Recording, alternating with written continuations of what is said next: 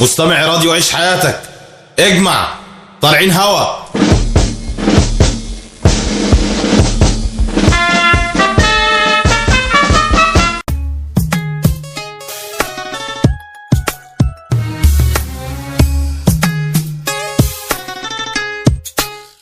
www.عيشحياتك.com راديو للإنترنت الجديد للمغني المصري هيثم مازن.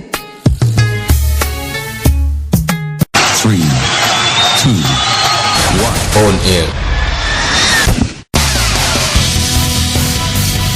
عيش حياتك مع النجوم على تليفون 2 401 75 70. راديو عيش حياتك، راديو النجوم.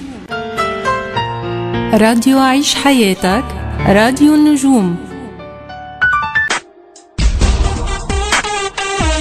ودلوقتي جه ميعادنا مع الكابتن محمد إبراهيم وعيشها كورة.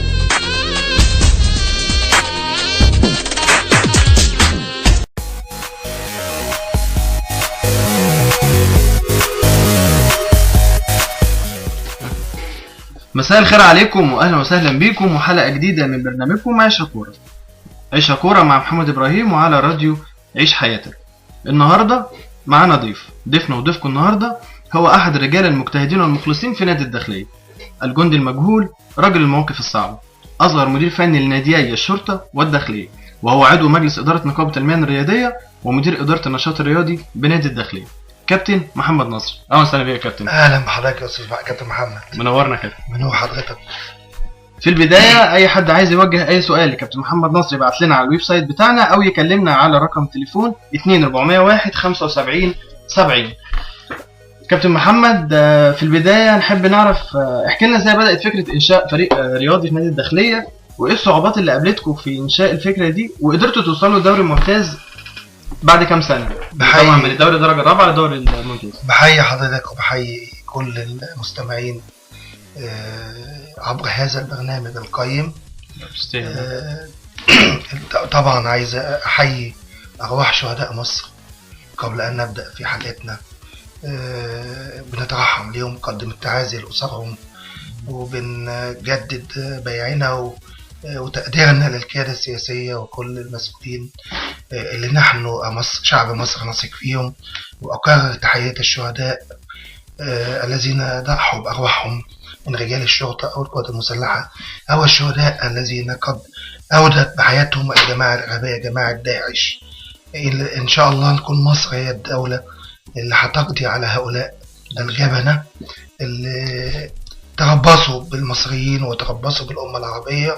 ستكون مصر هي مقبرة الغزاليهم إن شاء الله. وستكون مصر هي صاحبة الضربة الاستباقية التي سوف تخضع هؤلاء الكفرة إن شاء الله كده.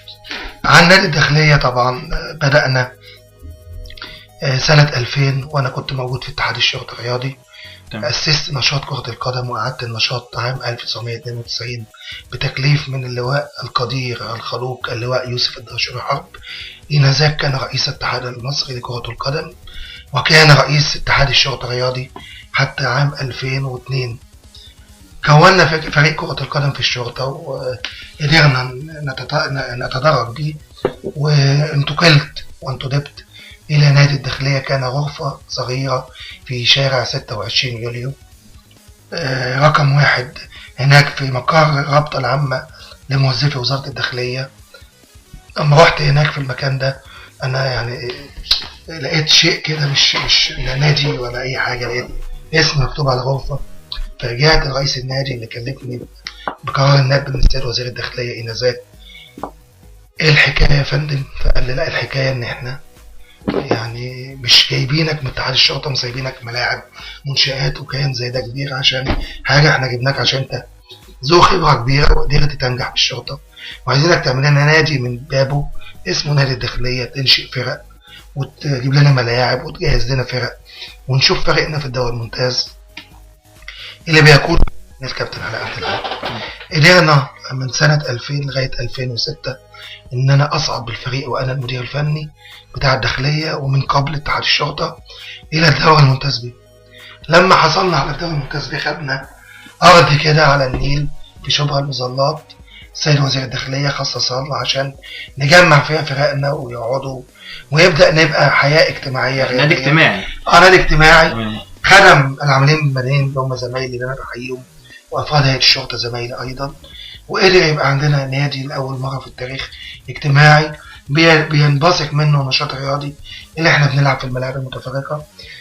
وقدرنا ان احنا نصعد للممتاز مع الكابتن علاء عبد العال، ثم الفريق لعب موسمين وده الثالث، وان شاء الله يكون فريق داخلية في احسن مما هو عليه الان ان شاء الله. ان شاء الله.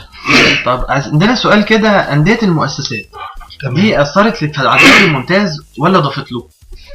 ده اللي يقول اثرت يبقى انسان لا يدرك ما يقوله. لولا انديه الهيئات والمؤسسات والشركات لكان استأثر النادي الاهلي والزمالك بكل الاخضر واليابس من لاعبي كرة القدم، وكان قبل انضمام تلك الأندية إلى الساحة الكروية كانت المنافسة يعني محصورة. ممكن تكون عشان أثرت على الأندية الجماهيرية، يعني أخذت مكان الأندية الجماهيرية. لا ما خدتش، ده أضافت للكرة المصرية، وأنا بأكد هذا الجملة وبأكد عليها إن لولا أندية الشركات والمؤسسات لم نستطع أن نحقق البعد القومي الأفريقي ونحصد 3 بطولات أفريقية في 6 أعوام متتالية. هذا أكبر بكثير من فريق كرة القدم أو نادي أو وزارة، لأن ده بعد قومي إن مصر كانت رائدة أفريقيا قبل أن تسقط على يد الأجنبي بوب بغدادي الذي أسقط الكرة المصرية، وجاء من بعده الكابتن شوقي غريب يكمل المسيرة، والفضل يرجع للناس المسؤولة عن اتحاد كرة القدم اللي سمحوا بالأجنبي ده يبقى موجود. واما جه مجلس جمال علام ما اضافش حاجه، ده شارك في الكارثه وايد بقاء الاجنبي بغض حتى سقطنا افريقيا ولم نتاهل. انت ضد المدرب الاجنبي انا بحكم ان انا عضو مجلس اداره كابتن مان غدير، انا انتمائي لابن بلدي، وبالدليل القاطع النهارده اللي ودانا كاس العالم كابتن ظاهري بعد سنين. احنا وصلنا في تاريخ كاس العالم مرتين، مره سنه 34 والمره الثانيه سنه 90 مع كابتن محمود الجوهري، واللي خلانا خدنا 3 بطولات افريقيا المعلم حسن شحاته. الاثنين دول لو حد في مصر. انت مع عوده كابتن حسن شحاته للتدريب؟ ده لا ده لازم يبقى قرار جمهوري مش قرار عادي، لان طب هو اخفق فيما بعد للوصول لسنتين متتاليتين الا لا هو اخفق دوره واحده، ما اخفقش دورتين. هو لم يتاهل وبعد ذلك تم الاطاحه به عن طريق مجلس اداره سمير زاهر، ولان المجلس كان يفتقد الخبرة ضحوا بالمدرب من أجل اللعيبة اللي كبروا وكانوا غير قادرين على العطاء وانهم يحققوا مسيرة 4 أو 5. كان المفروض يتم الإبقاء على المدرب ويتم إعداد جيل جديد من المنتخب الأولمبي اللي النهاردة متسرح في الأندية وقوامه متوزع على أندية كتيرة. هو ده اللي أدار الكرة المصرية، وجه بعديه كابتن حسن شحاته اللي احنا كنا بنسمع ان هو اللي كان بيعمل كل حاجه في منتخب مصر. برضه فكره المنتخب الوطني ما هو فشل في وصول 3 افريقيا متتاليين اللي كانوا مع مدرب 3 مع مدرب مع 2 مدربين، كابتن شوقي غريب ومع كابتن حسن شحاته. حضرتك النهارده نجاح الكابتن شوقي غريب كان نجاح مع اللي هو حرب، واللي يستطيع ان يخلف اللي هو حرب لانه رجل عادل ونزيه زيه الكابتن عصام عبد المنعم لاعب النادي الاهلي، حارس مرمى النادي الاهلي والناقد الرياضي الكبير. لان دايما المسؤول لما يجلس على مقعد القياده لابد ان يكون محايدا ولم يتعامل بالعاطفه. ايام اللي هو حرب ايه اللي خلانا خدنا 3 بطولات افريقيا؟ مش في عصر اللي هو حرب لكن ما بعده البنيه التحتيه اللي تم تاسيسها. النهارده اهتم بعنصر اللعبه الاساسي المدرب، دافع بالكابتن شوقي غريب في منتخبات الناشئين، دافع بالكابتن حسن شحاته في منتخبات الناشئين، دافع بالكابتن حماده صدقي والكابتن احمد سليمان في منتخبات الناشئين، ونجحوا على مستوى الناشئين بعد ما هو ساهم في تكوين قاعده كبيره على مستوى البراعم والناشئين والشباب في كرة القدم. استطاعت مصر ان تثبت جدارتها على الساحه الدوليه والافريقيه في هذا الزمن الجميل. كبر هؤلاء اللاعبين ثم تم تصعيدهم في سياسة تواصل أجيال إلى الفريق الأول. تم اتخاذ قرار جريء من رجل لا يستطيع أن يتخذ غيره إلا اللي هو حرب ومن بعده عصام عبد المنعم، بس طبعا جاب الكابتن حسن شحاته مسكوا المنتخب، وده كان قرار جريء، وضم مع حسن شحاته وضم مع شوقي غريب، وضم مع الكابتن صدقي والكابتن محمد سليمان والمهندس سمير عدلي، ونجح هذا المنتخب بهذا اللاعبين الصغار الذين تم تصعيدهم الى المستوى الاعلى في الدرجه الاولى. وهنا كان نمتلك قاعده كبيره في كره القدم من النجوم اللي طلعوا من الناشئين والشباب. لما جه الكابتن سمير زاهر ما قدرش يستفيد من اللي قبله، واستفاد من الميراث اللي تركه خليفته اللي هو حرب دهشوري، وقدر يهتم بيه بالفريق الاول، ودمع البنيه التحتيه على مستوى عنصر التحكيم. وشاهدنا في عصر سمير زاهر اسوأ مواسم التحكيم، رغم ان كان يقودها رجل عملاق وله تاريخ كبير الكابتن جمال الغندور، نجم التحكيم الدولي اللي شرف مصر في كل حته. والناس بنعاني من التحكيم لحد لا في الوقت ده حضرتك معلش، انا يعني بدات صغير في السن، وكنت صغير ولكن كنت شاهد على الحدث، وبكلمك من سنه 90 لغايه وقتنا هذا انا شاهد على العصر الرياضي، وشاهد على كل التطورات اللي حصلت. نحن افضل من في التحكيم نسبيا، افضل من مكان حضرتك في ايام مكان الكابتن جمال الغندور كان موجود. كان عندنا حكام لسه صغيرين في السن وما عندهمش الخبره، اكتسبوا الخبره، ويحسب للكابتن جمال الغندور انه قدم جيل كبير من التحكيم الصغار في السن، هم الذين دلوقتي يسيطرون على اداره الساحره المستديره. ده بنى زي ما اللي هو حرب بنى في عناصر اللعبه، ولكن حدث بعض التجاوزات وحصل شاهدنا كوارث تحكيمية وتعدي على التحكيم في هذا العصر. وكان سمة ملحوظة لا يخلو جريدة قومية أو جريدة خاصة يوميا من ضرب الحكام ومنشطات عن الحكام، ولكن اليوم لم نرى هذا. هذا لا يعني ان الموجودين والقائمين على لجنة الحكام هم افضل من الكابتن جمال، ولكن بنخرج من كل مباراة بنلاقي التحكيم افسد مباراة، يا اما مهاجمته بشكل قوي جدا بتحويل النتيجة، يعني اخطاء كارثية مش مجرد اخطاء يعني عادية. حضرتك يا كابتن محمد زي ما بكمل كلامي، بس ان ليس القائمين افضل من الكابتن جمال الغندور حاليا، لان الكابتن جمال كان تاريخ كبير وكان له تجارب كبيرة، ولكن كابتن جمال زي ما قلنا اللي هو حرب بنى قاعدة من الناشئين والشباب، وبنى قاعدة من المدربين واهتم بيوم. جه الكابتن جمال بنى قاعدة كبيرة من الحكام اللي هو الشابة اللي هي هتشرف مصر، ومنهم أحمد حسام اللي سافر في النهاردة فجري لليوم للاشتراك في بطولة أفريقيا للشباب، ده حكم مصري أيضا. اللي بيحصل النهاردة الفجوات التحكيمية أو المساوئ أو حضرتك تحت أي مسمى لما تقيسها بالنسبة المئوية هتلاقيها ده عدد ضئيل جدا، مش عدد ملحوظ. لكن الفترة اللي كنت بكلمك فيها فترة بناء التحكيم اللي كان بيعمله الكابتن جمال كان نسب كبيرة، كان كل المراحل حتى في الناشئين. ولكن أنا لازلت بتعجب رغم أن أنا مع المرأة ان هي تتقلد مناصب وتهتم بالدولة وتشارك في الحياة السياسية، ولكن ليس لي قابلية أن أرى محكمات في مصر تدير كرة القدم، لأن هذا فلسفة خاطئة. محكمات أنسات صغار يديرين دوري للشباب والناشئين ودوري في الدوري العام ممتاز بيه أو درجة ثالثة، بيحصل أخطاء فادحة تكلف أحيانا الأندية كوارث كبيرة وتضيع حقوق الناس. مش عشان أنا أعمل ورد الاتحاد الدولي إن أنا أجي على حساب الأندية، هذا ظلم باين. أنا ضد المرأة اللي تحكم على الإطلاق، لأن التحكيم ده نمرة واحد فيه قوة الشخصية. لسه هقول لك انت بتتكلم يعني حضرتك ما تتحملش يعني ضغوط المباراة. يعني أنا مش ضد، أنا بقول إن أنا مع المرأة تتقلد كل المناصب العليا في الدولة، وده حقها الأصيل لأن جزء من المجتمع.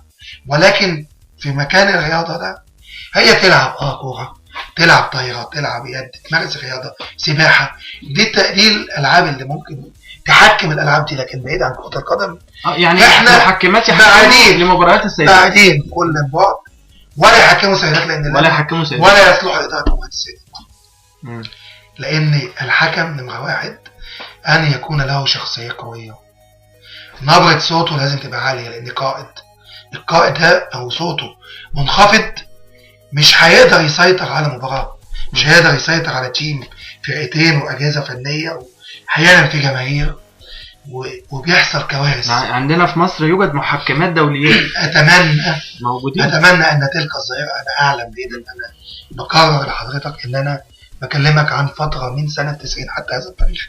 أنا شاهد على العصر الرياضي ليس في كرة القدم فحسب. أنا يومي 18 ساعة، وبالإضافة للتاريخ اللي حضرتك ذكرته أنا كنت قعدت فترة المدير الإداري لكرة اليد في النادي الأهلي مع أعظم مدرب في مصر كابتن جمال شمس، وخدنا معاه أكتر من دوري على مستوى الكبار أو الناشئين، بطولات الجمهورية. فأنا وبعدين حاليا بقالي أكتر من 8 سنين في إدارة النشاط الرياضي، بتعامل مع كل الاتحادات. فأنا بكلمك عن أمور حقيقية على أرض الواقع، مش كلام مرسل، لا ده كلام في غاية الأهمية، لازم المسؤول يسمعه وياخد بيه إذا كان يريد المسؤول أن ينجح. لو مش قادر ينجح هيفضل ماشي كده وما يسمعش لرأي ورأي الآخر، فهنا الكارثة الكبرى. طب نرجع تاني، بس عندي سؤال، ليه كل مؤسسة ما تكتفيش بفريق واحد؟ يعني عندنا مثلا مؤسسة في ناديين الداخلية والشرطة، وبالنسبة للجيش موجود نادي الجيش ونادي حرس الحدود، حتى مؤسسة البترول عندنا بتروجيت وإنبي، وكان في جاسكو، وكان في بترول أسيوط ما زال. ليه كل يعني احنا خلاص اوكي ما عندناش مشكلة يكون في أندية مؤسسات، طب ليه كل مؤسسة ما يكونش ليها نادي واحد بس تدعمه ويكون الدعم كله ليه؟ رجع تاني للسؤال يا كابتن محمد، اللي انا ما جاوبت جزء منه، بعدين طلعنا في جزئية تانية ما كملتوش. أندية الشركات دي لو وجودها كان احتكر الأهلي والزمالك كل اللعيبة، وكان عندنا دوري هزيل يبقى في فرقتين 2 بس بيلعبوا نفسهم. انا بتكلم ان انت هتبقى حاطط التكلفة كلها لا مش التكلفة، الموضوع ما بيحسبش ماديا او الدعم كله. الموضوع عندي انا كراجل ببني كوادر وبأسس منشآت، بحسبه بالطريقة بعيد عن الماديات خالص، لأن الماديات دي رقم 10 في منظومة بناء أي مؤسسة رياضية. الأساس عناصر. احنا النهاردة دول الخليج عندها نجوم رياضية، لكن وعندها نجوم في كل حاجة، لكن دايما يختاروا عنصر الخبرة، ما عندهمش خبراء فبيستعينوا بخبراء من الخارج. ليه؟ عشان دي ناس بتفهم. التخصص دائما وأبدا مهم جدا. معانا اتصال تليفوني كابتن محمد. نجلاء، نقول الو. الو. ايوه اسمي نجلاء. اهلا وسهلا بيك يا نجلاء. اهلا بحضرتك كابتن محمد. منين يا نجلاء؟ انا كنت عايزه اسال حضرتك عن بخصوص السؤال بتاع الحلقه اللي فاتت اللي هو عن بخصوص موضوع عودة الدوري المصري او لا. تمام. انا كان نفسي بس اقول ان هم يعني نفسي ان هم يوقفوا الدوري لحد ما ياخدوا الناس حقهم اللي ماتت دي. تمام. فانا هقول رايي في الاخر تقول في الاخر. شوف حضرتك، يعني انا نفسي ان هم يوقفوا الموضوع ده لحد ما الشهداء دول ياخدوا حقهم. تمام، يعني انت عايزه تلغي الدوري لحد ما يرجع ولا نوقفه؟ حق الناس اللي ماتت دي يرجع، يعني يوقفوا الدوري لحد ما حق الناس دي ترجع. تمام يا نجلاء، هنسمع برضو الرد من كابتن محمد نصر، ومتشكرين جدا ليك. متشكر على حضرتك. ميرسي جدا. انا بحيي طبعا المستمعة الانسة نجلاء او الاستاذة نجلاء على سؤالها، ولكن انا عايز اصحح مسار السؤال اللي سألته. حق الشهداء ده في ايد جهات امنية، هي اللي هتجيب الحق الشهداء، وهي اللي هتعرف من الذي تسبب في ان اولى بحياة ما يقرب من 22 مشجع ليس لهم ذنب الا كانوا يحبوا ناديهم وذهبوا لاداء مباراة في كرة القدم. اكيد هم على حق، هم لم يخطئوا، ومش انا معاهم ومع اسرهم، لكن الدولة دلوقتي الموضوع في ايد الشرطة، في ايد النيابة العامة، في ايد القضاء. عندنا مشكلة كابتن غياب المسؤولين في لكن انا هقول لحضرتك رأيي للآخر، وبعدين هرد على حضرتك غير المسؤولين.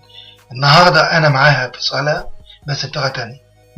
احنا عايزين نوقف الدوري لفترة حتى تستقر الأوضاع في مصر، ونترك حق الشهداء لرجال القضاء. احنا عندنا قضاء في مصر من أنزه القضاء في العالم، والعالم كله بيشهد به، فكيف نكون نحن رقباء على القضاء وعندنا قضاء عادل؟ ده بالعكس، النهاردة عندنا قضايا لم يحسمها القضاء حتى هذه اللحظة، زي الإخوان المسلمين وزي غيرهم بيأجل الجلسة مرة واثنين وعشرة حتى يتيقن أنه فعل جريمة يستحق عليها الحكم. فبالتالي الحكم على الناس بسرعة وتحديد من هو تسبب في قتل هؤلاء أكيد هيبقى في مسؤول. احنا نتمنى سرعة متسبب، لكن لازم التحقيقات في مصر تاخد وقتها. لكن أنا معايا في تأجيل الدوري لغاية ما الوضع تأجيله مش إلغاء. تهدأ. لا بس هتفرق. تأجيله مش إلغاء. تأجيله وممكن ما يكملش. أنا مع الاثنين، لأن أنا شايف الساحة الرياضية غير مهيئة لاستقبال نشاط كرة القدم حاليا. أما عن حضرتك السؤال الثاني اللي كنت بتسأله كان هو إيه بالظبط؟ السؤال اللي أنت سألتوني بعد. أنا بتكلم إن هو كان في غياب اللي هو اللي قبل ده. أنا معاك. لا أنا عايز أعرف بقى إحنا ليه ما بنشوفش صفقات سوبر النادي الداخلية سريعا قبل ما نطلع فاصل. لا سوبر ومش سوبر، دي الداخلية دي جزء من الدولة. هجيب سوبر، أنا مش الأهلي والزمالك، لكن أنا أقدم لعيب لمنتخب مصر، أسوق لعيب عشان أقدر أصرف على نفسي، لأن النادي الداخلية ما بياخدش حاجة من وزارة ولا أي نادي زي ما الناس بتتكلم. لو اتكلمنا يعني هو ما فيش دعم من وزارة. لا ده داخلي باشتراكات الأعضاء. إحنا زي أي نادي زي الأهلي عنده اشتراكات أعضاء، إحنا عندنا عضوية. تمام يا كابتن محمد. نطلع فاصل، وقبل ما نطلع أي حد عايز يسأل كابتن محمد نصر أي حاجة كلمنا على 2401 أو يبعت لنا على الويب سايت بتاعنا. فاصل ونرجع تاني نكمل.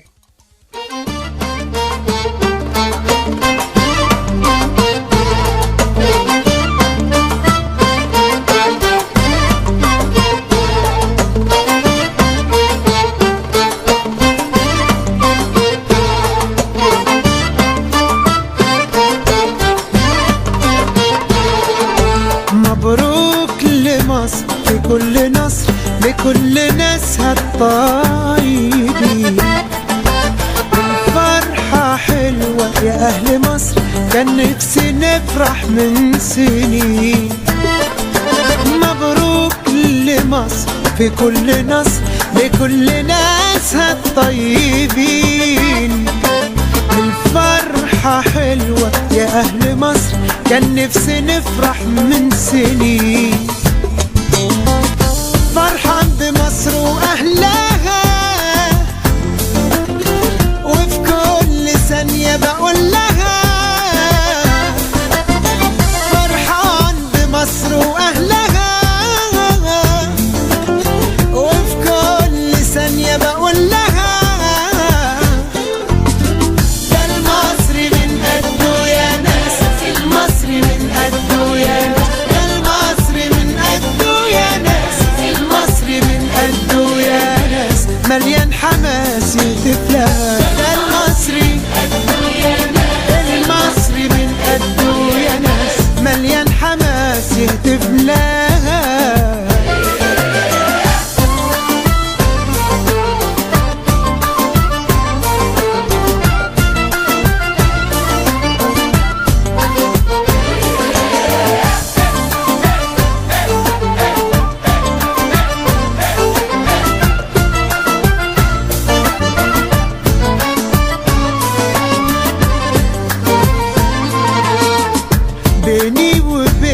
ذكريات وحنان جميع الأمهات، بتحبني وبحبها والحب يعمل معجزات. بيني وبينها ذكريات وحنان جميع الأمهات، بتحبني وبحبها والحب يعمل معجزات. وأنا فرحان بمصر وأهلها، وفي كل ثانية بقول لها فرحان بمصر وأهلها، وفي كل ثانية بقول لها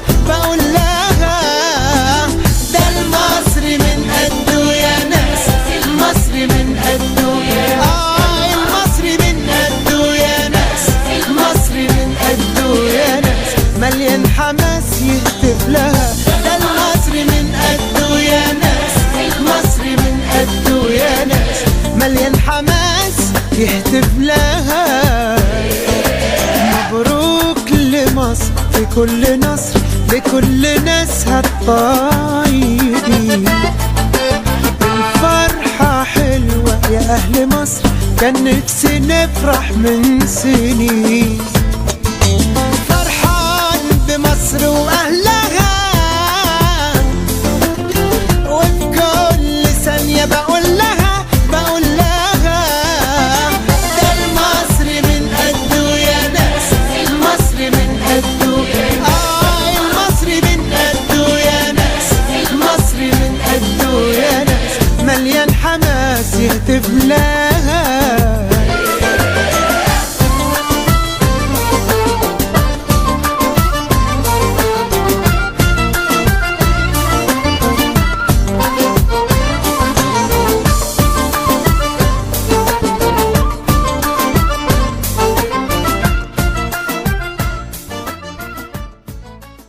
راديو عيش حياتك.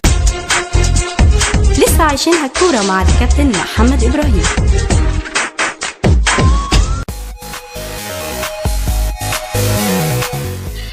ورجعنا تاني ومكملين برنامج عيشها كورة على راديو عيش حياتك مع الكابتن محمد نصر مدير النشاط الرياضي النادي الداخلي. كابتن محمد، لسه عندنا شوية أسئلة كتير عايزين نعرفها. امتى هنشوف نادي الداخلية بينافس على الدوري او بيلعب في افريقيا ويكون ليه او واخد بطولة، ما يكونش بس مجرد طموحه ان هو او يعني طموحه ان هو يلعب في الامان اللي هو اندية الوسط والامان، ودايما يا اما بينافس على الهبوط يا اما في الامان. امتى بقى نشوفه بيلعب في افريقيا واخد بطولة، ولا هي دي سياسة النادي اللي هو يبقى موجود؟ انا ليا تعقيب على الجزئية دي. ليس لاحد ذنبا فيما يحدث في اي نادي من الانديه، لسبب لما الانديه تقع تحت عباءة الدوله وتقوم الدوله بدعم تلك الانديه، لان الانديه ليها هدف قومي. كل كلامي دايما بينصب ايه الهدف من ان انا العب دوري، مش ان انا اخد دوري محلي. اي ناس في اوروبا وفي اي دوله متقدمه عايزه تنهض بمؤسساتها الرياضيه عشان يبقى عندها منتخبات قوية في كل الألعاب. لما لغاية دلوقتي احنا ما وصلناش لكده، وكان في العصر البائد كانوا بيهتموا بكرة القدم فقط. الدولة كانت تهتم بكرة القدم وكانت الألعاب الفردية منسية. النهاردة لا قدم ولا سلة ولا طايرة ولا يد ولا ألعاب فردية حد بيسألهم وبيسأل حد فيهم. الناس دي لا يعلم ظروفهم إلا ربنا. كل الأندية أنا بتكلم وأنا عارف اللي بقوله، ان الانديه محتاجه الى نظره الدوله لانها بتقدم اهداف قوميه كثيره. اذا كنا بنفكر عايزين نوصل الاولمبيات وننافس، ما نقعدش نصرف على معسكرات الشباب والمعسكرات بتاعت الجامعات والكلام اللي كان اصلا مبني عشان يخدموا على الحزب الوطني المنحل، عشان يحولوا طاقه الشباب من السياسه من الرياضه الى السياسه. ولكن مراكز الشباب والمعسكرات دي معسكرات لإعداد قادة. أنا لازم أزرع القيادة في الشباب الصغار. معنا اتصال تليفوني. هشام، ألو.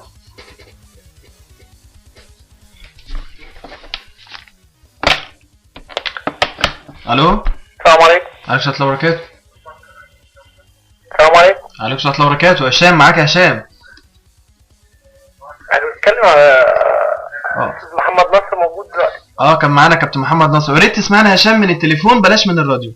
بلاش من الراديو، نقفله يعني. ماشي. مش لازم تسمع صوتك يعني. اتفضل يا هشام. اهلا وسهلا. ايوه اهلا وسهلا. معاك كابتن محمد نصر، اتفضل يا هشام. اهلا وسهلا. اهلا بيك. احنا بنطلب بس من كابتن محمد نصر ان الدوري يتوقف بس اليومين دول لحد ما الاحداث دي تعدي. يا هشام انت كلامك جميل، بس محمد نصر مش مسؤول عن وزارة الدولة للشباب والرياضة. احنا بننادي من خلالكم انتم. انا بنادي لان انا عارف ان الشباب في حاجة مسة، وانا اكتر واحد بدعم الشباب على مستوى الجمهورية، وعارف قيمة الرياضة وممارسة الرياضة دي بتقي الشباب من اشياء كتيرة وليس كرة القدم فحسب. ولكن احنا عندنا العديد، احنا دولة فيها تعداد من ممارسين الرياضة كثير جدا، ولكن الساحة الرياضية والحزن الشديد اللي موجود في أروقة المجتمع المصري حاليا مش متقبل إعادة الدوري بالصورة السريعة بعد اللي شافوه الناس في الليلة الحزينة بتاعت مباراة إنبي والزمالك. وده طبيعة إن أنا بطالب إن الدوري يتلعب، بس في الوقت اللي يكون الاوضاع والاجواء هديت من احنا بنحارب داخليا وخارجيا، ارهاب داخلي وارهاب خارجي، وكمان دوري. طب والناس ايه اللي هيحصل في البلد؟ احنا عايزين البلد تقف فين؟ يا ريت. مش عندك سؤال تاني يا هشام تقوله لكابتن محمد نصر؟ لا شكرا. انا بشكرك يا هشام، شكرا جزيلا. شكرا يا هشام. كابتن محمد، كان ليك تصريح صراحة جريء واستوقفني أنا شخصيا. أنت قلت في مرة إن الأندية التي لا تهتم بالناشئين بيديرها لصوص حقيقي، وهاجمت سياسة اتحاد الكورة وقلت الكورة المصرية هتعاني الفترة المقبلة من عدم وجود قاعدة كبيرة من الناشئين، وهو كلامك بيحصل في الفترة دي ومش عارفين نحصل على أي بطولة لا من فريق أول منتخب أول ولا من منتخب شباب. كلمني عن الجملة دي بالذات، عايز أفهمها يعني. هي دي مرتبطة بالإجابة اللي أعطيها الأستاذ هشام ودخل في المداخلة ورديت عليه. أكمل لحضرتك. النهارده بنشوف دول عديدة، دول عربية زينا السعودية كل سنة بتعمل اجتماع مجلس وزراء بتقرر إنشاء من 50 ل70 نادي، وبتحط في حساب الأندية دي ملايين الجنيهات. لأن إذا كنت عايز شعب سليم يمارس الرياضة عشان يبقى إنسان في المجتمع سليم، لما يتقلد المناصب في الدولة سواء مناصب سياسية أو وظيفية في مكانه، يبقى عندنا شباب مثقف ورياضي. لازم الدولة تدعم الأندية وتشيل شلة المنتفعين اللي موجودة في أندية مصر بلا استثناء، الذين يترزقون من وراء أعمال وممارسة أنشطة كرة القدم في مصر. لابد أن تكون للدولة واقفة مع هؤلاء الشلة من المنتفعين. تمام. معانا اتصال تليفوني أستاذ سمير، نقول ألو. الخط قطع، كلمنا تاني. أكمل حضرتك. اتفضل. شلة المنتفعين ديت اللي هو ما قدرش يكون ليه نجومية في أي لعبة من الألعاب ودخل بالباب الخلفي في عضوية مجلس إدارة أي نادي، لم يمارس الرياضة وبيتحكم في ناس أصحاب تاريخ في الرياضة بحجة أنه المشرف على اللعبة الفلانية أو العلانية. هنا قمة الخطأ أن يكون المشرف أو المسؤول لم يزاول نشاط رياضي، فهذا كارثة هي اللي أتت لنا أن الدولة تنهار رياضيا كل المحافل ليست كرة القدم. أما تصريح اللي حضرتك ذكرته وأنا لازلت بكرهه، الأندية التي لا تهتم بالناشئين يديرها لصوص، لأن النادي اللي بيربي ولاده ده هيوفر ملايين الجنيهات في شراء اللعيبة. تمام ماشي. ومعانا تليفون أستاذ أحمد. ألو أستاذ أحمد، ريت تسمعنا من التليفون وبلاش تسمعنا من الراديو. ألو. أيوة أستاذ أحمد اتفضل. ايوه يا كابتن محمد. عايز تكلم أستاذ محمد نصر؟ ايوه يا فندم. مع حضرتك كابتن محمد نصر. أهلا. تحية ليك يا فندم. احنا بس كنا عايزين نضيف معلومة صغيرة قوي. اتفضل. اتفضل قول يا أحمد. تليفون فاصل. لا معاك يا أحمد، سامعينك. اتفضل. اتفضل خليك. اتفضل. ظاهر الاتصال قطع. كلمنا تاني يا أستاذ أحمد وقول لنا على المعلومة اللي هتضيفها. طب كابتن محمد، برضو كلمني طبعا عن إدارة نادي الداخلية لقطاع الناشئين والإنجازات اللي قدر يحققها قطاع الناشئين عندكم في نادي الداخلية. نادي الداخلية بيحقق نتائج طيبة، بيلعب جميع فرقه للشباب والناشئين مع أندية الدوري الممتاز. انتوا عندكم جميع الأعمار في نادي الداخلية. وبنلعب في دوري الممتاز. نادي الداخلية بيطلع لعيبة المنتخبات الناشئين، وقدم النجم الكبير أحمد سمير الذي انتقل وهو ناشئ إلى نادي الزمالك وأصبح نجما من نجوم القلعة البيضاء، وسيكون نجما في المنتخب الأول بعد تألقه مع المنتخب الأولمبي، لأن أحمد سمير له مشوار طويل مع كرة القدم.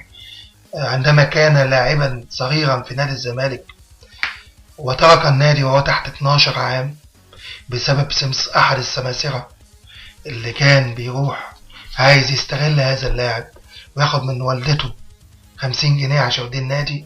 والظروف طبعا كلنا وبما فيهم انا ما نقدرش ان انا عندي ابن ادفع له 50 جنيه كل يوم مواصلاته ويجي.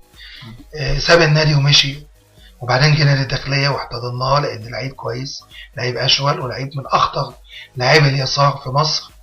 تألق مع كابتن ربيع ياسين، وكابتن ربيع ياسين لابد لأن يكون لدينا هنا وقفة. هذا الرجل الذي أبدع مع منتخب الناشئين واستطاع أن يحقق بطولة أفريقيا وتألق في بطولة العالم للشباب بتركيا، ترك موقعه في ظروف غامضة وأتى من بعده رغم أنه رجل ناجح. بالنقيض تم ترك مدرب أجنبي فاشل بوب برادلي، قاد المنتخب وأفسد وأخسر المصريين بطولتين من أقوى البطولات، بطولة كأس العالم وبطولة أفريقيا، لم نتأهل لهذا أو ذاك.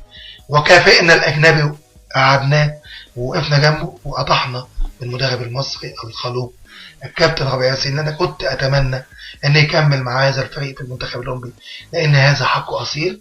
إذا كنا نبحث عن حقوق الناس فلابد أن نحكم بين الناس بالعدل. تقييمك لأداء اتحاد الكرة المصري بقيادة الأستاذ جمال علام؟ ما عندناش اتحاد كرة في مصر، لا هو ولا اتحاد اللي قبله بتاع الكابتن سمير زاهر. وكل هذه الإنجازات التي تحققت، لسه أقول لك في إنجازات تحققت في عصر، وكل هذا الإنجازات التي تحققت ليس من إنجازات الكابتن سمير زاهر، لأن دي ليها أصحاب قبل منه، هم اللي أسسوا وأنشأوا وعملوا واتخذوا القرارات. ما أنا ممكن أجي على منظومة ناجحة هكمل المسيرة، فلازم أعترف بمن هم قبلي. لم أرى الكابتن سمير زاهر ولا مجلسه يتحدث على الكابتن عصام عبد المنعم ومجلسه لإدارة الكرة المصرية المؤقت، ولا مجلس اللي هو حرب اللي قعد مع عمالقة في عالم اتحاد الكرة. كان النائب محمد أحمد، وكلنا نعلم من هو هذا الرجل السياسي الكبير الذي قاد اتحاد الكرة وكان النائب الأول للاتحاد الأفريقي لكرة القدم في عصره. ومن بعده جاء المهندس حسن عبدون، ومن بعدهم خلفهم اللواء الدهشوري حرب، ثم جاء الكابتن عصام عبد المنعم لمرتين في مجلس مؤقت أصلح وكمل المسيرة. ولكن مع احترامي الشديد وحبي الشديد وصداقتي للكابتن سمير زاهر، صديقك من صادقك، أن الحقيقة التي يعلمها الناس المحيطين في الرياضة في مصر أن الإنجازات دي لا تنسب له، ولكن تحققت في عهده كالتي تحققت في عهد الكابتن الكبير حسن حمدي في النادي الأهلي ومحمود الخطيب، والتي كانت من إنجازات الراحل العملاق صالح سليم الذي لم يأتي في النادي الأهلي من حمل لواء صالح سليم. ولكننا نرى اليوم مع هذا المجلس الحالي المهندس محمود طاهر إن هو خير خلف لخير سلف، يرجع روح النادي الأهلي وبيحاول على قد ما بيقدر. ولكن سقطته الوحيدة هو مجيء مدرب أيضا أجنبي لم يقدم للقلعة الحمراء أي شيء، والإطاحة بالكابتن فتحي مبروك. والأهلي فتحي مبروك كان أقوى كتير وقدم ويحسب له كتير من قطاع الناشئين، ويحسب له إن هو قدر مع الكابتن فتحي مبروك يحققوا بطولة في ظروف صعبة بعد رحيل الجهاز الفني للسمر أكثر من 3 أعوام. والكل كان بيراهن إن الأهلي هيسقط، ولم يسقط بالمدرب المصري ولكنه يسقط حاليا بالمدرب الأجنبي. تمام. حاجة تانية يا كابتن؟ لا كده تمام. نطلع فاصل ونكمل مع كابتن محمد نصر. وما تنسوش اللي عايز يكلمنا يتصل على 2401 أو ابعت لنا على الويب سايت بتاعنا. فاصل ونرجع تاني.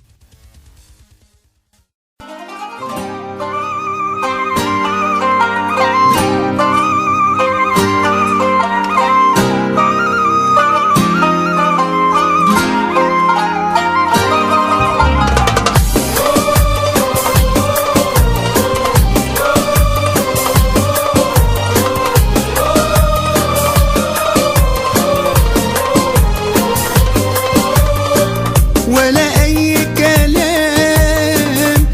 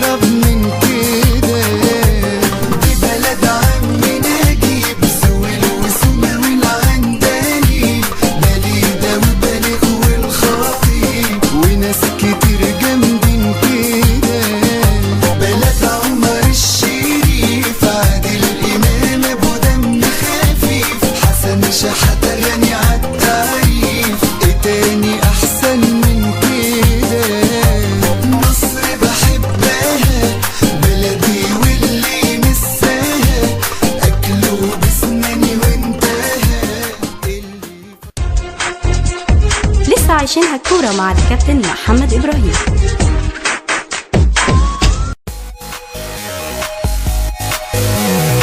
عيشها كورة ومعانا الكابتن محمد نصر، ومعانا اتصال تليفوني من الأستاذ سمير. ألو أستاذ سمير، اسمعني من التليفون، مش لازم تسمعني من الراديو. الو يا أستاذ سمير، معاك يا أستاذ سمير. ايوه كابتن محمد ابراهيم معايا. معاك محمد إبراهيم. ايوه ازي حضرتك؟ اولا انا ببارك لحضرتك على البرنامج الجديد، الله يبارك فيك يا أستاذ. وبقول لك موفق دايما ان شاء الله. والو الله يخليك. الو أيوه معاك يا سمير، كمل. وطبعا بسلم على كابتن محمد نصر وبقول له منور الدنيا كلها، وعايز بس استغل برنامج حضرتك يا كابتن محمد واشكره على الهواء، لان الراجل دوت ليه فضل كبير جدا عليا بعد ربنا، والراجل ده بجد انا مش بقول الكلمتين دول عشان هو موجود مع حضرتك او اي حاجه، بس فعلا الراجل ده يستاهل الكلام اللي هقوله دوت، لان فعلا كابتن محمد من الناس القليله جدا اللي بتشتغل بجد من غير مقابل، بتشتغل وخدمت ناس كتير جدا داخل المجال الرياضي وخارج المجال الرياضي. أنت بتلعب في نادي الداخلية ولا بتلعب في نادي الداخلية؟ انا اتشرفت ان انا لعبت مع كابتن محمد نصر 4 سنين في نادي الداخليه كلاعب. طب انت اسمك سمير ايه طيب؟ 3-4 سنين برضه. واتشرفت بيه. حاليا انا لاعب في نادي عاملين غارب ممتاز به. سمير جميل. سمير جميل. ابو سمره، عامل ايه ابو سمره؟ الحمد لله يا كابتن محمد، ازي حضرتك؟ سمير جميل. بجد انا بجد انبي والداخليه انا اتمنى له كل توفيق وكل خير ان شاء الله، لان هو فعلا من الناس اللي بتتعب جدا جدا جدا في شغلها بجد والله العظيم يا كابتن محمد، من الناس اللي ادت نادي الداخليه كتير جدا وبتحب نادي الداخليه بطريقه غير عاديه. انا ما شفتش كده بصراحه، ما شفتش حد بيتعب في شغله قوي كده وبيحب شغله قوي كده، عامل منظومه غير عاديه من الشباب، عامل مدربين من الشباب هايلين، عاملين نتائج كويسه جدا، بيكسبوا الاهلي بيكسبوا الزمالك. انا لما كنت لاعب مع كابتن محمد احنا خدنا بطوله للاهلي ومن الهند ومن الزمالك، يعني عمل قطاع ناشئين ما كانش حد يسمع حاجه عن نادي الداخليه، عمل قطاع ناشئين بجد هايل، خرج لعيبه كتير جدا للدوري الممتاز، وخرج مدربين كتير جدا ماسكين دلوقتي في الاهلي وماسكين في اندي وماسكين بره مصر كمان. فلا انا بجد بتمنى لكابتن محمد ناصر التوفيق، وبقول له كمل مهما كان حد بيهاجم حضرتك، لا كمل انت ناجح، عشان كده الناس كلها بتهاجمك، كمل يا كابتن وربنا معاك وهتلاقي كتير قوي يساعدوك، وانا لو صاحب قرار في البلد دي لا هشوف اللي زي حضرتك وهنديله ايدي، لان احنا مصر دلوقتي عايزه اللي زي حضرتك اللي بيخدم الناس، اذا كان في مجال رياضي او مجال سياسي او اي مجال. فنتمنى لحضرتك التوفيق وموفق ان شاء الله دايما باذن الله. شكرا يا كابتن سمير. شكرا يا كابتن سمير، وهسيب بقى كابتن محمد يرد على الكلام الجميل ده. اتفضل يا كابتن، وانا اتشرفت ان انا بدخل مع حضرتك يا كابتن محمد ابراهيم، وموفق دايما وموفق كابتن محمد، واكيد حضرتك معلش انا طولت عليكم، بس فعلا كابتن محمد ناصر كان يستاهل الكلام ده كله، واتمنى ان الناس كلها تبص على كابتن محمد ناصر وتمد لها ايده، لان الراجل ده بيخدم، عايز يخدم المجال الرياضي، عايز يخدم البلد اذا كان في مجال رياضي او سياسي، فاتمنى الناس كلها تخدم كابتن محمد ناصر، النوعيات دي قليله قوي في بلدنا يعني. وشكرا جدا. ربنا يخليك يا ابو سمره. السلام عليكم. وعليكم السلام. والله بشكر طبعا الكابتن سمير جميل، طبعا ابن من الابناء اللي انا شرفت ان انا دربتهم فتره طويله من الفترات معايا في نادي الداخليه، ومن ضمن الشباب اللي انا دفعت بيهم في المجال الرياضي، وان انا يعني دايما بحب الانسان اللي روحه عاليه والانسان المخلص للنادي، عنده انتماء غير عادي، هو ومجموعه كبيره من اللعيبه اللي لعبوا معاه. فعلا زي ما قال خدنا بطوله الجمهوريه سنه 2009، كانت بطوله الجمهوريه اللي نظمها الراحل الكابتن محمود الجوهري على مستوى انديه الدوري الممتاز. تفوقنا على الاهلي وهزمنا الاهلي في جولتين، وخرجنا من الدور قبل النهائي. تفوقنا على انديه كمان الجيل بتاع سمير ده كان فريق ال 89 كان لا 87 لا 89 سمير كان متصعد معانا، كان من ضمن 3 هو وعمرو عبد الحميد، وكان الفريق ده فيه مجموعه كبيره هي اللي بتقود دلوقتي حاليا فرق مدرسه الكوره، وكابتن محمد فرج والمجموعه اللي معاه في الفرقه. وكمان عندنا قطاع ناشئين في نخبه كبيره بيقودها الكابتن ايمن فاروق مدير الفني لقطاع الناشئين، كابتن تامر زينو مدير فني فريق الشباب تحت 19 سنه، كابتن مصطفى ابراهيم مدير فني 17 سنه. معانا تليفون ام يوسف.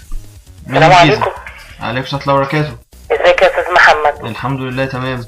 اولا انا بحيي حضرتك على البرنامج الجميل ده، وبتمنى ان حضرتك يوفقك في كل خير ان شاء الله. ربنا يخليك يا رب.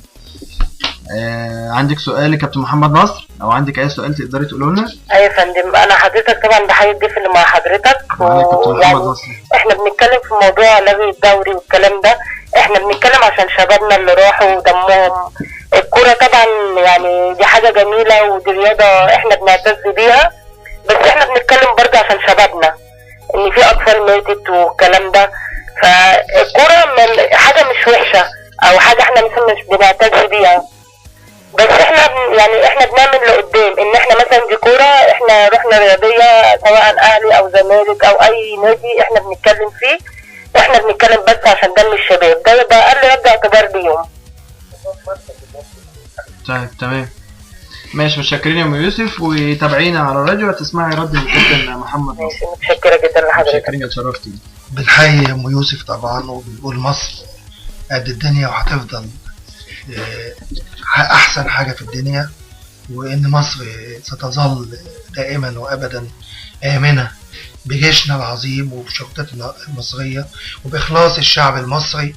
وبقول على الهوا ان الشباب اللي سامعين دلوقتي انتوا المرحلة اللي جاية المعركة بتاعتكم وده دوركم، معلوش من اللي حصل لكم قبل كده. انا عارف واكتر الناس اللي حاسس بيكم وعارف اللي تعرض له الشباب في سنين عمره حتى هذا اللحظة. انا بقول لكم حقكم عليا انا شخصيا، وانا اكتر واحد عارف قد ايه انتوا، اكتر واحد بدافع عنكم. دلوقتي انا شايف ان الدولة فاتحه لكم ذراعها، مدوا ايديكم لبلدكم وتكاتفوا مع بلدكم وابنوا بلدكم، لان انتوا مستقبل مصر. الاجيال اللي موجوده دلوقتي هتسلمكم رايه، عايزين الاجيال لما تسلمكم رايه تكونوا انتم اهل هذه القياده. وبقول لكم للمره الثانيه انتوا اخلص ناس للبلد، فما تحاولوش ان انتوا تجنبوا نفسكم او تتنحوا عن العمل في الدوله، لا انزلوا وشاركوا وتحركوا وروحوا وقولوا ارائكم واختاروا الناس الكويسه وتعاونوا مع القياده السياسيه الوطنيه المحترمه. انا بكرر اعتذاري انا ليكم، لان انا بقول لكم بلاش تغيبوا نفسكم عن الحياه الحاليه، وانزلوا وتعبوا وحافظوا على بلدكم عشان اهالينا الكبار اللي قاعدين في بيوتهم يلاقوا مستقبل ليهم. مش هقول بقى القاعده اللي دايما تقول لك احنا عشان ولادنا، لا انتوا الولاد اللي طالعين وبكوره شباب مصر وشابات مصر، اطلعوا للبلد وابنوا بلدكم، وهتبقى مصر قد الدنيا كلها بشبابنا وبقادتنا اللي بيدافعوا عنا خارج حدودنا وداخل حدودنا دلوقتي، عشان مصر تبقى دولة عربية عظمى تدافع عن كل قضايا الأمة العربية. من خلال كلام ام يوسف ومن خلال كلام الناس اللي بتشارك معانا النهارده كله بيقول ان الدوري اتلغي. انت من وجهة نظرك او من مكانك شايف ايه، الدوري فعلا هيتلغي ولا ممكن يتكمل؟ انا رأيي لما القيادة السياسية في الدولة ومجلس الوزراء اللي بيقوده رجل من افضل رجال مصر المهندس ابراهيم محلب، اللي بدأ من السلم الإدارة من الصفر، وهو مهندس صغير شاب تعلم بين عمال شركة المقاولين العرب ثم أصبح رئيسا لنادي المقاولين العرب، فهو عنده الخبرة الرياضية ويعلم ويعرفه كل الرياضيين في مصر، وهو أصبح بعد كده رئيس نادي المقاولين العرب، رئيس مجلس إدارة الشركة، ثم وزيرا للإسكان، ثم رئيسا للوزراء. هذا الرجل وطني من الطراز الفريد، شخصية لم نراها في تاريخنا المعاصر أتت لمصر إنها رجل وطني بيقود يعني مصر. أنا حاسس إن هو لما يحس إن البلد هدأت والمخاطر اللي بتحاق لينا، الموضوع يا جماعة مش موضوع مباراة كورة، مش موضوع ناس يعني هيزعلوا مني دلوقتي إن أنا بقول الكلام ده. مصر أكبر مني ومن أي حد في الدنيا، وأكبر من فريق كورة وأكبر من أي نادي. مصر دي بلدنا، لو وقعت صدقوني هنبقى زي ليبيا وزي سوريا وزي الدنيا دي، على الناس بتقتل في بعض وبتسرق في بعض، مش هنعرف نعيش في أمان. إحنا أحسن من غيرنا، نصبر كلنا نترك القرار ده في إيد القيادة السياسية. المهندس إبراهيم محلب اللي هو سياسي رياضي حقيقي، عارف كل خبايا الرياضة المصرية بحكم أنه كان رئيس لأكبر قلعة رياضية ليس في مصر ولكن كانت في أفريقيا. إنه رجل عرفاه كل المصريين بأنه ملك الخير، يعني حنين على كل المصريين. أنا هاخد من كلامك وعايز أسأل سؤال، لماذا سيست الكورة في مصر وإمتى؟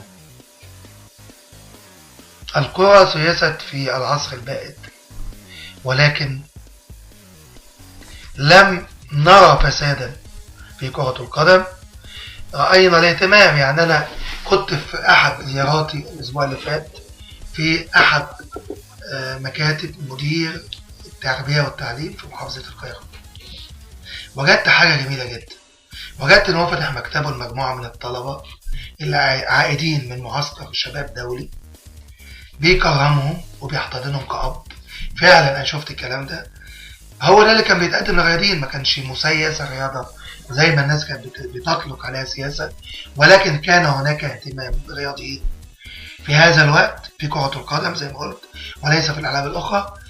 لكن أتمنى مع القيادة السياسية الحالية الرئيس عبد الفتاح السيسي والمهندس إبراهيم محلب أن تلقى الرياضة اهتمام كل أجهزة. انت قلت لنا ان هي كانت مسيسة في العصر الباقي. أيوة كانت مسيسة، كانت مسيسة ان في اهتمام بيها بكرة القدم. لا احنا بنتكلم ان هي تدخلت الامور ما بين السياسة وما بين الكورة. تدخلت لان كانت هي الملاذ الوحيد لان الشعب كان بيفرح لما كنا بنلعب ماتش في دوري افريقيا، افريقيا او النادي الاهلي بيلعب او الزمالك في منافسة دولية. كان المصريين كلهم بيلتفوا على المقاهي وبيلتفوا في البيوت وبيتواجدوا وبيفرحوا. هي دي الفرحة الوحيدة اللي كانت. يعني المصريين بينسوا ألمهم بتاعة الماضي في كرة القدم. ده تسكين بقى، يعني مثلا زي بطولات افريقيا لما نكسب افريقيا عشان نتغاضى عن الامور السياسية. الشعب طيب. 2006 انت يا كابتن هي دي القصد بقى، ان هي سياسة. انت من الشباب اللي عملوا الثورة واللي فجروا ثورة 25 يناير اللي حي روحها، والشباب اللي انت من ضمن الشباب الكتير ملايين الشباب اللي نزلوا في 30 يونيو وعملوا حركة تمرد وأسقطوا الظالم اللي كان هيودينا في داهية.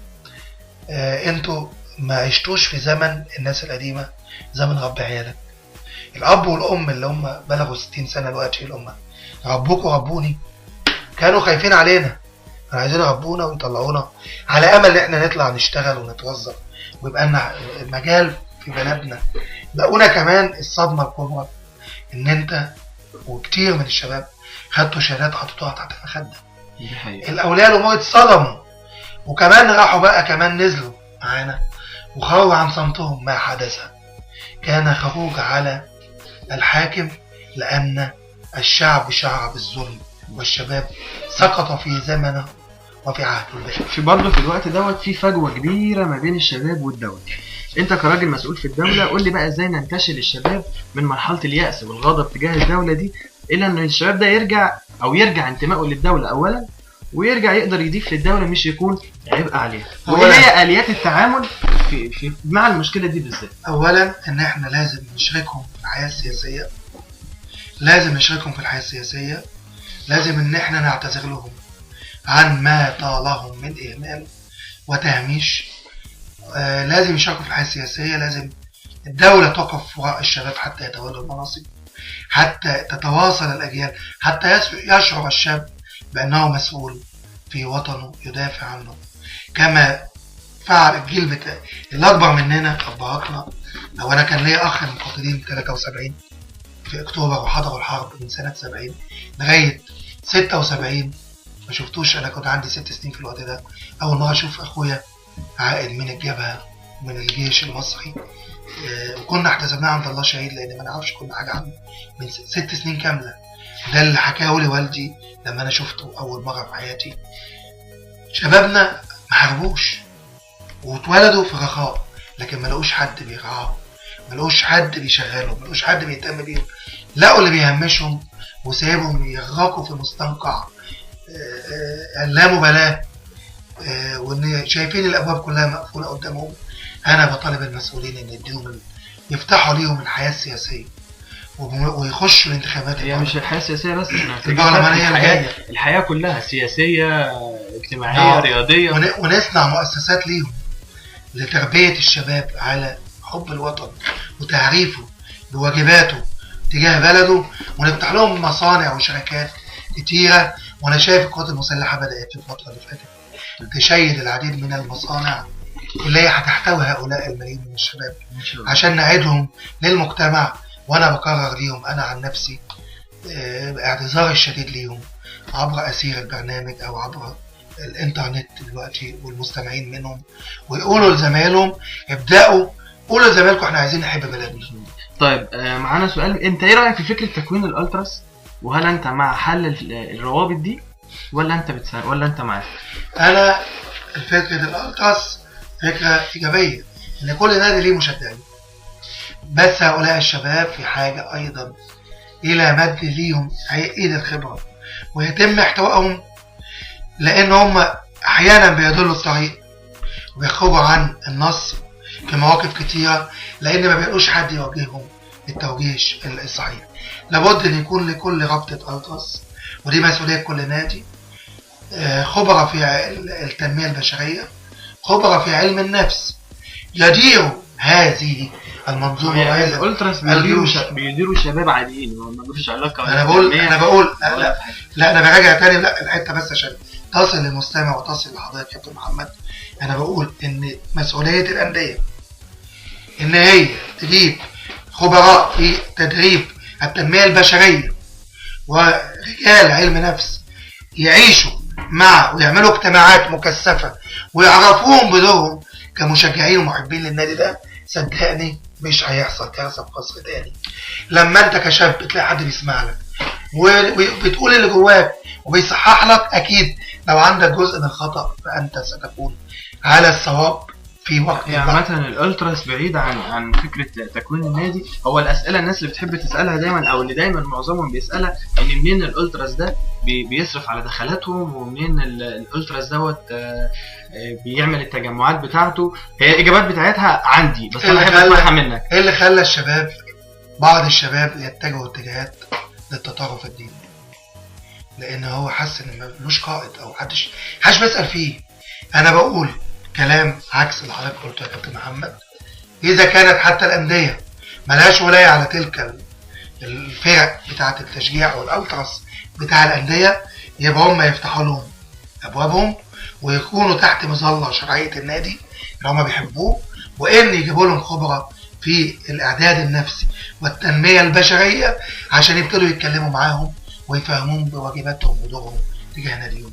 هنا مش هيحصل كارثه، ولا زلت بقول هذا الكلام هو اقصر الطرق لحل هذه القنبله الموقوته، اننا نتعامل معها بالعلم وبالفكر. هو ده ليس بالعنف ولا بالقوه. يعني دوت احنا بنتكلم. نبدا دلوقتي. طب احنا بنتكلم على قبل كده، هي الاسئله الناس بتبعت لنا تقول لنا منين بيجيبوا المصادر. اي تجربه زي الناس اللي نزلوا كانوا ميدان التحرير وعملوا بعض المنظمات الحقوقيه اللي المشير طنطاوي قبض عليهم ولقى ناس من الخارج اجانب بيديروا هذا النشاط. ما هو انت النهارده لما تسيبني وتهملني انا هقف عيسى في ايد اي حد خاين البلد. مين بيدفع؟ في خونه كتير عايزه تدفع عشان تخرب البلد. طب انا احمي الشباب ده من الناس دي ازاي؟ ان انا اكله واشربه واعيشه في حياه اجتماعيه سليمه. تمام. كابتن محمد نصر، شرفنا بيك على مدار ساعه كامله ونورتنا وشرفتنا، وبشكر كل المستمعين وكل المتصلين بينا. واحب اشكر في نهايه الحلقه فريق الاعداد عندي احمد كاب وجانا مراد، واحب اشكر الاخراج بيسو وهندسه الصوت مصطفى احمد. متشكرين جدا، وان شاء الله معانا الاربعاء الجاي الساعه 8 استنونا.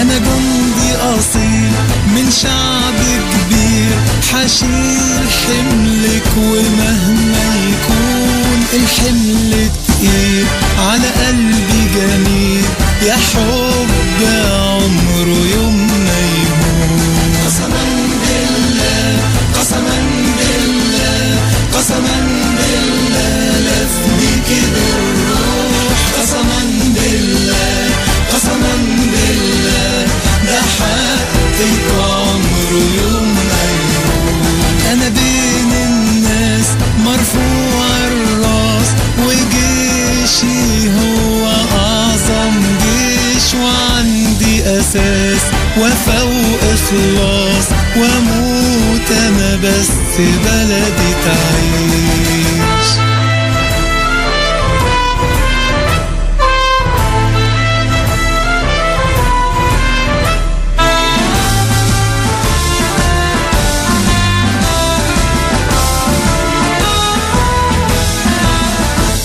أنا بركان نار، أسد جبار، على اللي عادي لو كان مين، وليل ونهار عيوني منظار، عشان أهلي باتوا أمنين. قسما بالله قسما بالله قسما بالله لفديك بالروح، قسما بالله قسما بالله ده حقك عمره يوم ما يروح. أنا كل إيمان وعزم كمان، وثابت تحت أي ظروف، ولو إيه كان في أي مكان، شجاع ولا قلبي عرف الخوف.